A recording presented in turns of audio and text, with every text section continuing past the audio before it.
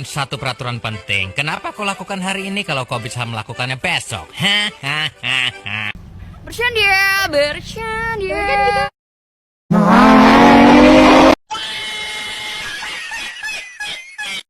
Anda ingin sukses?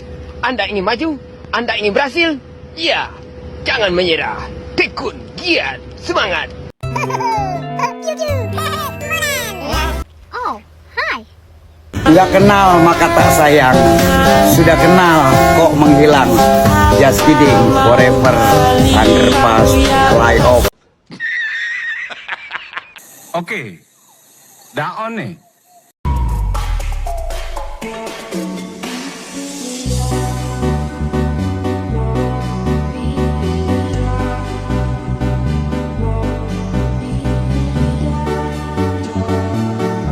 A few moments later. Assalamualaikum warahmatullahi wabarakatuh. Satya kuku dharmakan, dharmaku kubaktikan, salam pramuka. Perkenalkan, nama saya Andini Lutfi Latifah dari Sangga Pencoba 1 Putri. Di sini saya akan menjelaskan mengenai sejarah pramuka di dunia dan sejarah pramuka di Indonesia. Nah, yang kita ketahui, Bapak Pandu dunia itu yaitu bernama Robert Stephenson Smith Baden-Powell. Nah, pramuka di dunia didirikan pada tanggal 25 Juli 1907, yang saat itu Robert Baden-Powell menjabat sebagai Letnan Jenderal Militer Inggris yang sedang mengadakan perkemahan. Diketahui sejak kecil, Baden-Powell menaruh perhatian pada alam dan sangat suka menjelajahi hutan yang ada di sekitar sekolahnya. Ketika dia bekerja sebagai seorang perwira militer dan ditugaskan ke berbagai peperangan, ia ditugaskan untuk memimpin kepanduan. Setelah berperang, Baden-Powell mengelola Aids to Scouting bagi anggota muda dan mengadakan kegiatan perkemahan selama 8 hari di Pulau Bronsey, yaitu pulau terbesar di Pelabuhan Port, Dorset, Inggris. 1 tahun setelah perkemahan, Robert Baden-Powell menulis buku yang berjudul Scouting for Boys yang menceritakan tentang prinsip dasar kepramukaan. Selain itu, Baden-Powell juga mendirikan gerakan kepanduan yang hanya diikuti oleh laki-laki, yaitu Scouting for Boys. Buku panduan gerakan kepanduan ini karyanya menyebar ke seluruh dunia dengan berbagai macam bahasa. Pada 1910, Baden-Powell memutuskan pensiun dari tentara dan mencurahkan seluruh waktunya untuk pramuka. Pada 1912, bersama adiknya Agnes Baden-Powell, membentuk pramuka untuk perempuan yang disebut Girls Guides, yang kemudian dikenal dengan nama Girl Scout. Dan 4 tahun kemudian, pada tahun 1916, didirikan kelompok pramuka siaga dengan nama CUB atau Anak Serigala. Pedoman kegiatannya dilaksanakan berdasarkan buku yang berjudul The Jungle Book, karya Rudyard Kipling. Kemudian yang semakin berkembang membuat Robert Baden-Powell membentuk Rover Scout, yaitu organisasi yang mewadahi pemuda yang berusia 17 tahun pada 1918. Pada 1920 diadakanlah Jambore Dunia pertama dilaksanakan di Olympia Hall, London. Beliau mengundang pramuka dari 27 negara diikuti serta dalam acara tersebut. Saat itulah Baden-Powell dianggap sebagai Bapak Pandu Sedunia atau Chief Scout of the World. Setelah dilaksanakannya Jambore, dibentuklah WOSM atau World Organization of the Scout Movement atau organisasi gerakan pramuka sedunia pada tahun 1968 di kantor sekretariatnya di Geneva, Swiss. Yang sebelumnya kantor sekretariat itu berada di kota London, Inggris, dan pada tahun 1958 pindah ke Ottawa, Kanada.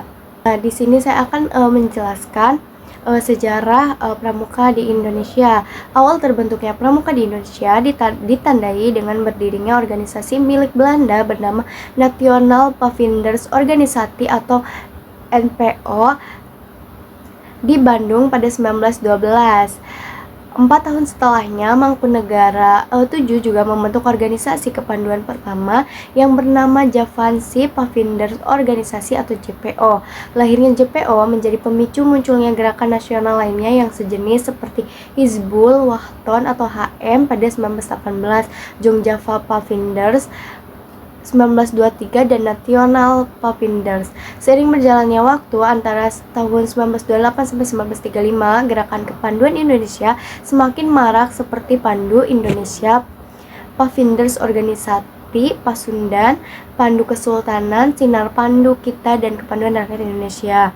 Guna menggalang kesatuan dan persatuan, Badan Pusat Persaudaraan Indonesia atau PPKI menyelenggarakan acara perkemahan kepanduan Indonesia di OMOM atau Perkino di Yogyakarta pada 19 sampai 23 Juli 1941. Setelah Indonesia merdeka, beberapa tokoh kepanduan berkumpul di Yogyakarta dan mengadakan kongres pada 27 sampai 29 Desember 1945 di Surakarta. Kongres ini melahirkan Pandu Rakyat Indonesia atau PRI pada 28 Desember 1945 sebagai satu-satunya organisasi kepanduan yang diakui pemerintah. Akan tetapi saat Belanda kembali datang ke Indonesia, PRI dilarang dan resmi dicabut pada 6 September 1951. Hal ini kemudian mendorong munculnya organisasi lain seperti Kepanduan Putra Indonesia atau KPI, Pandu Putri Indonesia atau PPI, dan Kepanduan Indonesia Muda atau KIM. Mulai 1960, pemerintah Indonesia dan MPRS berupaya untuk memperbaiki organisasi kepramukaan di Indonesia. Pada 9 Maret 1961, Presiden Soekarno mengumpulkan para tokoh dari gerakan kepramukaan Indonesia dan menyatakan bahwa organisasi kepanduan harus disempurnakan untuk menindaklanjuti. Presiden Soekarno membentuk panitia pembentukan gerakan pramuka yang beranggotakan Sultan HB 9, A.A.J. Saleh, dan Ahmadi. Hasil kerja dari panitia ini adalah dikeluarkannya lampiran Kepres nomor 238 tahun 1961 tanggal 20 Mei 1961 tentang gerakan pramuka. Kemudian melalui Kepres nomor 238 tahun 1961, Gerakan Kepanduan Indonesia akhirnya menjadi Gerakan Praja Muda Karana atau Pramuka. Pada 14 Agustus 1961, Gerakan Pramuka secara resmi mulai diperkenalkan ke rakyat Indonesia.